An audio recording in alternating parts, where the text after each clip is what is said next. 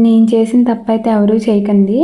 చాలామంది గెస్టులు PhonePe bill pay చేసిన తర్వాత ఫోన్‌పే చేస్తారు కదా! చేసిన ఒకసారి ఆ మెసేజ్ చూపించండి సార్, చూపించండి మేడం అంటే చాలామంది చూపించకుండా మా మీద చిరాకు పడిపోతారు. సో, ఏమైందంటే మ్యాటర్ ఏంటంటే 2 డేస్ బ్యాకు ఒక గెస్ట్ వచ్చారు. కర్డ్ రైస్ ఏదో ఫుడ్ తిన్నారు. తినేసి గెస్ట్ బిల్ పే చేయడానికి బిల్ అడిగారు. సో, నేను క్యాషియర్ లేరు కదా అనేసి బిల్ తీసి ఇచ్చేసాను. అయితే ఆయన ఫోన్‌పే చేశారు. నేను చూపించమని అడిగాను. సో, కాల్ మాట్లాడుకుంటున్నారు కదా! సెండ్ అయినట్టు సౌండ్ వచ్చింది. ఓకే అనేసి నేను ఓకే సార్ అనేసాన్ని. ఇంకా వచ్చేసాను.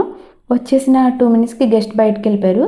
సరే క్యాషియర్ లేదు కదా! సెటిల్ చేద్దాం అనేసి బిల్ హిస్టరీ ఓపెన్ చేశాననమాట. PhonePe history. ఓపెన్ చేస్తే రూ. 198కి 190యే చేసుంది. ఇదేంటి అనేసి ఇంకొక అమ్మాయిని బిల్ ఇచ్చి కిందకి పంపించాను. ఇట్లా చెప్పమ్మా అమౌంట్ మొత్తం చేయలేదనేసి. సర్లే అనేసి అమ్మాయి వెళ్లి చూస్తే గెస్ట్ వెళ్ళిపోయారనమాట. వెళ్ళిపోయేసరికి ఏమైంది రూ. 8 కాబట్టి సో, నేను పే చేసేసుకుంటాను. పెద్ద మ్యాటర్ కాదు. చాలామంది ఏంటంటే మేము ఫోన్‌పే అడిగినా చూపించండి సార్ కొంచెం మేము అక్కడ కన్ఫర్మ్ చేసి చెప్పాలి అంటే మీకు ఫోన్‌పే లేదా? స్కానర్ లేదా? రాదా? అనేసి మాట్లాడతారు.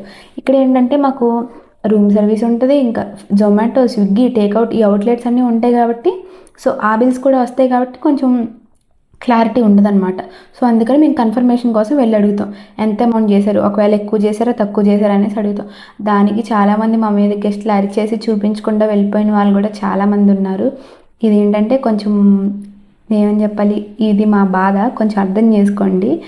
సో, ఇది నాకు జరిగింది. సో, నేను చేసిన మిస్టేక్ ఎవరు చేయకండి. సో, చూసుకోకుండా కన్ఫర్మేషన్ చేసుకోవద్దు. రూ.